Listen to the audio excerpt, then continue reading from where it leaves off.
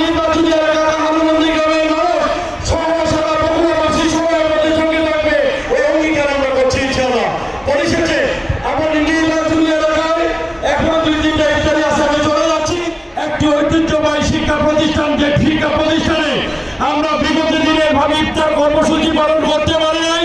গত 5ই আগস্টের পরে বাংলাদেশের যে নতুন রূপরেখা বাস্তবায়ন হয়েছে, সারা বাংলাদেশকে এই ছাত্র এবং জনতা, আমাদের এই ছাত্র দলের যে ভূমিকা ছিল সেটা বাংলাদেশের ইতিহাসে আপনারা সাংবাদিক ছাড়া যারা ক্যামেরাম্যান আছেন, যারা ক্যামেরা পার্সন আছেন, আপনারা থাকবেন। বাদ বাকি যারা মোবাইল নিয়ে আমাদের নেতাকর্মীরা ছবি উঠাচ্ছেন, জেলা বিএনপি সাইফুল ইসলাম উপস্থিত আছেন। আমাদের বগুড়া জেলা বিএনপির আরেক কিংবদন্তি কেন্দ্রীয় নির্বাহী কমিটির অন্যতম সদস্য জনাব আলিয়াস তালুকদার হেনা ভাই, সাবেক সভাপতি যুবদল খামিল ইসলাম খাদেম, সঞ্চালন আছে পলাশ, সভানেতৃবৃন্দ।